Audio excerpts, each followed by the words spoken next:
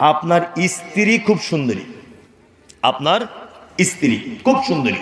আচ্ছা বলুন তো, আপনার স্ত্রী যে সুন্দরী, এতে আপনার কোনো অবদান আছে? আছে না, কোনো অবদান নেই। ও আপনার স্ত্রী হলো কি করে?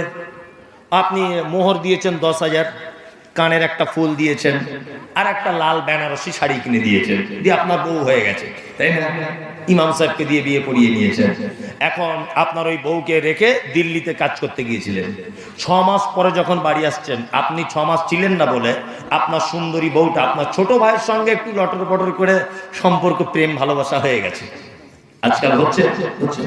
তা আপনি মুম্বাই বা দিল্লি থেকে বাড়ি এসে দেখছেন আপনার সুন্দরী বউটা ঘরের ভিতরে আপনার ছোট ভাইয়ের গলা ধরে বসে আছে। বলুন তো আপনার রাগ হবে কি হবে না? কারণ নিজের ভাই একটু ভাবি হিসাবে গলা ধরেছে, তাও রাগ না? সাংঘাতিক ব্যাপার। মনে হচ্ছে ওকে মেরে দিলেও মনে রাগ যাবে না, তুমি আমার বইয়ের গায়ে হাত দিলি কেন? আচ্ছা, এত অধিকার কিসের? কি দিয়েছেন ওকে? 10,000 মোহর দিয়েছেন, একটা নাকের ফুল দিয়েছেন, আর কি দিয়েছেন? কিসের এত অধিকার যে আপনার একদম দিব্যা ভারতীর মতো সুন্দরী বউ, এই বউটা যদি অন্য কারোর দিকে একটু মিষ্টি করে তাকায়, আপনার খুব রাগ হয়? রাগ হয় না? রাগ হয়। সামান্য নাকের ফুল আর লাল শাড়ি দিয়ে এত যদি অধিকার ফলাও যে ও কারোর দিকে প্রেমের দৃষ্টিতে নয়, সাধারণ দৃষ্টিতে যদি তাকিয়ে মুচকে হাসে তোমার রাগ হয়, এবার আপনি বলুন, এই যে আমার দিকে দেখুন, হাত এই ফোল্ডিং সিস্টেম না? আচ্ছা, এটা যদি মোটর সাইকেলের কোনো পার্টস যদি হতো, এখানে গ্রিস করতে হতো না? তো জং লেগে যেত না? যেত। এই যে ফোল্ডিং সিস্টেম, জন্ম থেকে মৃত্যু পর্যন্ত।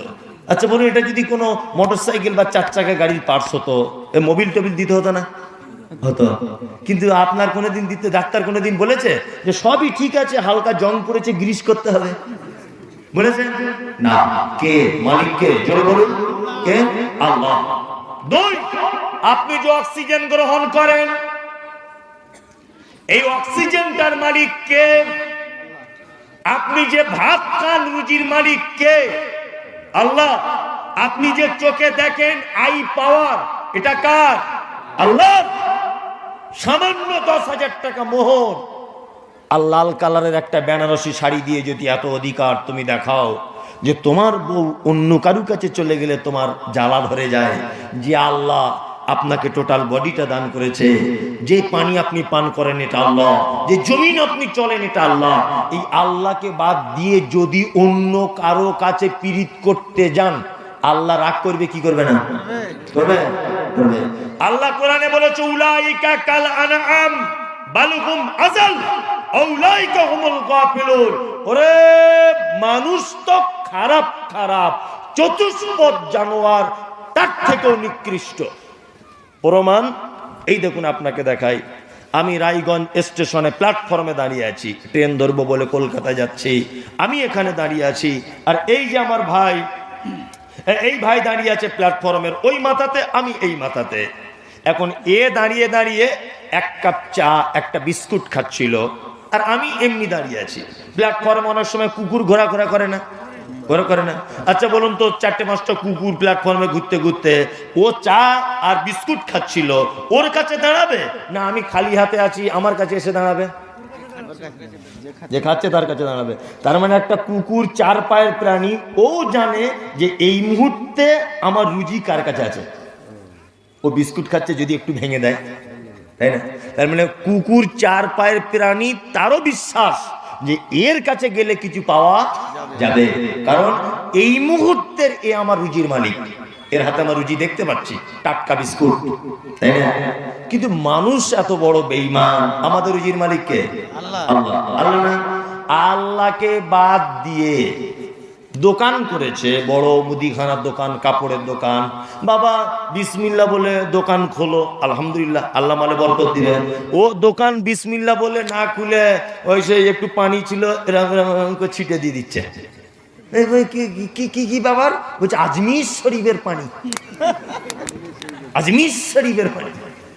আচ্ছা, পাল্লার তলাতে দেখছি একটা গুটকিপানা কি আছে, কি ব্যাপার ভাই এটা? বলছে ওরে বাবা রে, খাজা মঈনুদ্দিনের দরবার থেকে এনেছি মাদুলি, ব্যবসায় বরকত বেশি হবে। তোমায় ফেরেশতারা পাছাচ্ছে, আমরা তুলে দিবে। আর বিয়াদব রুজির মালিক আল্লাহ, তুমি আজমির শরীফের পানি ছিটাচ্ছ। রুজির মালিক কে? আল্লাহ। তাহলে কুকুরও বোঝে কার কাছে গেলে খাদ্য পাওয়া যায়, কিন্তু মানুষ তুমি বোঝো না, তুমি মাজারে যাচ্ছ মাথা ঢুকে কিছু চাইতে। আস্তাগফিরুল্লাহ। আমার জীবনে আশ্চর্য ঘটনা বলছি আপনাকে। এখানে মুম্বাই কেউ হাজি আলী গেছেন? কে কে হাত তুলুন তো, কে আপনারা গেছেন? সত্যি আমি যেটা বলবো এটা সত্যি কিনা আর একবার হাতটা তুলবেন। আমিও যাই প্রত্যেক বছরে রমজান মাসে মাদ্রাসার আদায় করতে যাই। আমার একটা মাদ্রাসা আছে, মহিলা মাদ্রাসা, জানেন আপনারা। সত্যি যেটা সেটাই বললাম, মাদ্রাসা আদায় করতে কমিটি পাঠায়, যায় মুম্বাই যাই। তা হাজি আলী বেড়াতে গেছি, হাজি আলী মাজারে ঢুকছি, গিয়ে দেখছি গোপনে ক্যামেরা চালু করে দিয়েছি, গিয়ে দেখছি একটা লোক চটাম করে সেজদায় পড়ে গেল, আর একটা লোক দেখছি বড় ঝাঁটার মতো আছে, এরকম মাথায় বুলিয়ে দিচ্ছে। ঠিক বলছি? ঠিক তো? ঠিক, এরকম ঝাঁটা বুলিয়ে দিচ্ছে। তা মনে মনে ভাবছি, উড়ি বাবারে, ও ঝাঁটা মারছে কেন মাথাতে? চলে এলাম, রাগ হয়ে গেল। নিয়ে একটু বাইরের দিকে এসে দাঁড়িয়ে আছি, একটা লোক দেখলাম দামি একটা গাড়ি করে নামলো, নেমে একটা চাদর কিনলো, চাদরটা কিনে ফুল টুল কিনে আবার দেখছি যাচ্ছে।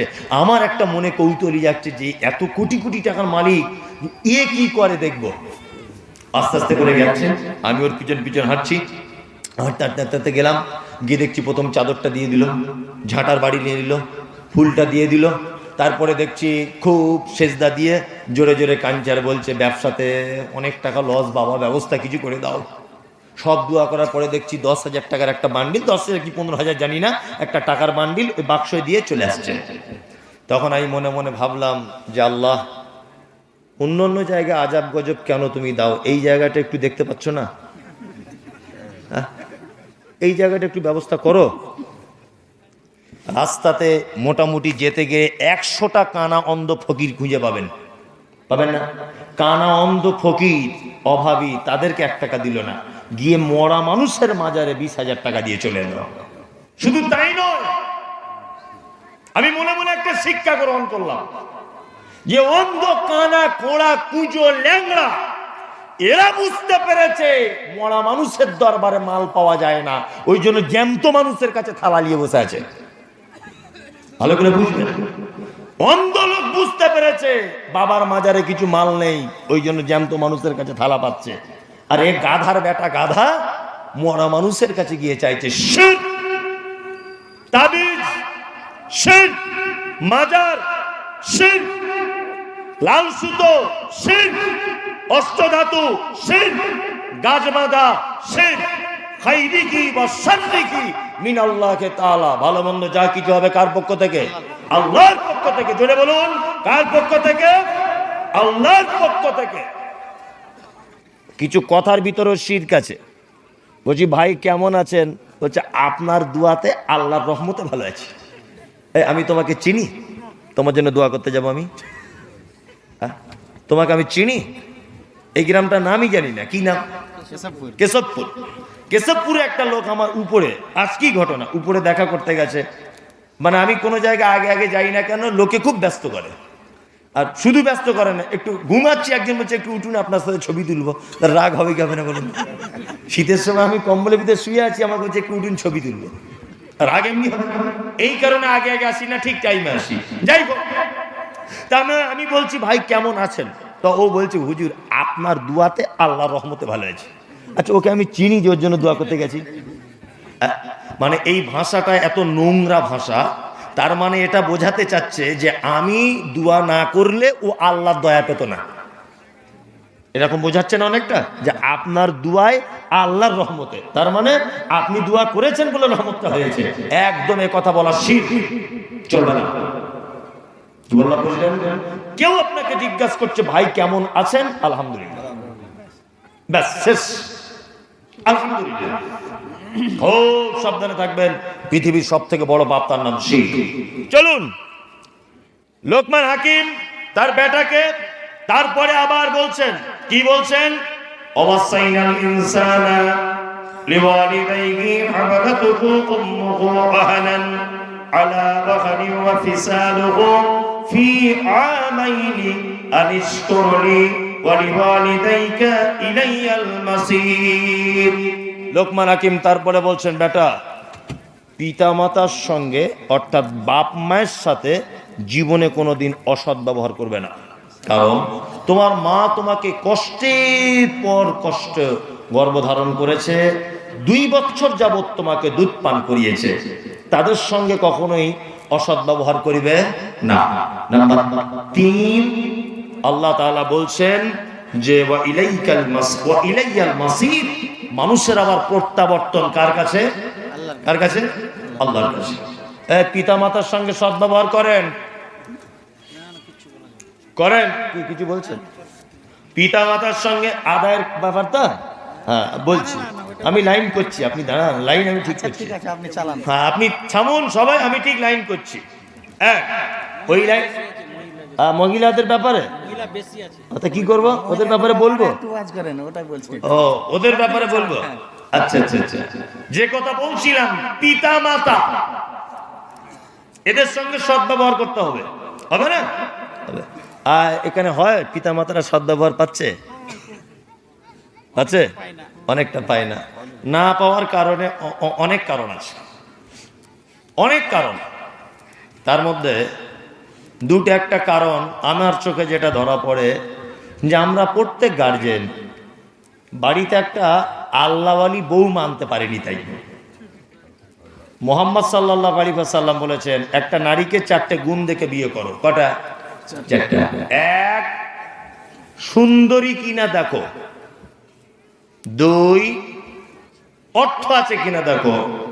3, বংশ ভালো কিনা দেখো। 4, দিনদারিতা আছে কিনা দেখো।